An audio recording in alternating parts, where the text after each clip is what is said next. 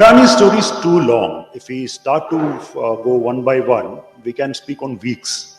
We can speak for weeks on this subject, because the kind of businesses and the number of businesses and the number of companies in this group is too enormous that it's very difficult to cover the entire story in a few hours.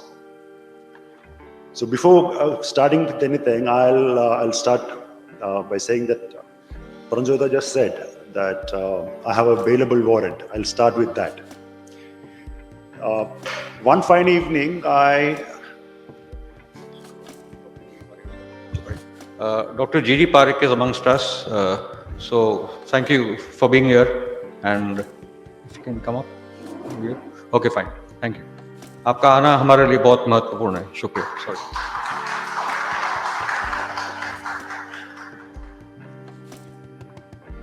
One fine evening, a couple of policemen walked into my house. I mean, I never had such an experience, policemen coming into my house. So I thought, what happened? He said, there's an arrest warrant. I said, what? That arrest warrant? From where? So I said, I would like to see it. And first he refused. And then he showed me this arrest warrant. It was from a local court, Mansa Taluka court in Gandhinagar district in Gujarat. I didn't know what was my crime, because if a summons is sent, that summons should. Yeah, I mean, actually, I should have got a summons from the court. First, they will send a summons 1, 2, 3. If I am not appearing in the court, then they will issue a warrant. First bailable warrant, then a non-bailable warrant. Here, I never got any summons.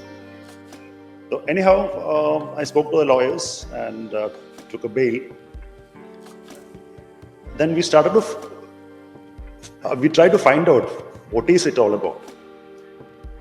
Adani Group filed a case against me in 2021 August for defamation in Mansa Court. The court kept sending summons to an address where I used to live once upon a time, and I never received it. So what is this defamation? What is for what? They didn't find any articles of mine as defamatory. So what they could do is they collated a series of tweets, which I tweeted at a different point of time, taking points from different articles. Few of them are my articles.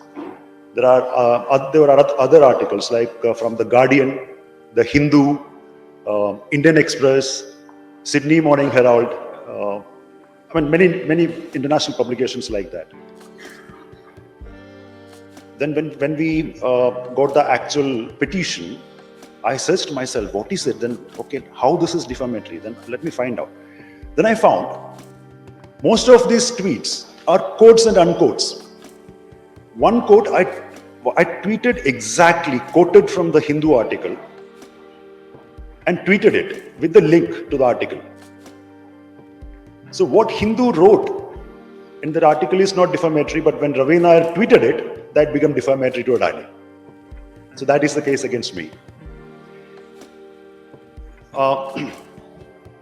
Next, let us speak on the government's support to this particular group. As in an interview, he just said, Paranjota just said, that Adani said, mehnat, mehnat, mehnat. Let me tell you, this is not Adani's mehnat. This is Modi's mehnat. That's a fact. Because he worked so hard to develop this group. We have hundreds of examples like that. Let me tell you one example within India. He explained about the Godda power project. So this Godda power project, the initial talk started in 2015 when Modi, Prime Minister Modi went to Bangladesh for the first time in his official capacity as Prime Minister of India. he wanted to increase the economic cooperation between India and Bangladesh. So few MOUs signed. And that 2 MOUs were for 2 power projects. So initially it was like 2 Indian companies will invest $5.5 billion in Bangladesh, and they will build the power stations there, thermal power stations or gas-fired power stations there, and produce electricity for Bangladesh. And one MOU was signed by Chotabhai Ambani, it's Reliance Power, and the other one was Adani Power. 3 months down the line, Adani Power's MOU, Memorandum of Understanding, changed out of the blue, and a new MOU signed. This time, the MOU said that Adani will build a power station at a suitable place in India and will export the entire power generated there to Bangladesh. This is the first time it is happening. Never happened in India because as per the rules,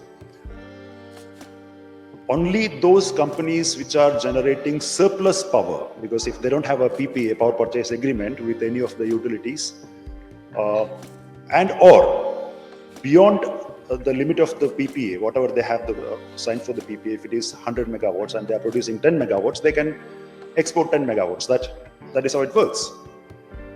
But a new power station altogether to export power to Bangladesh.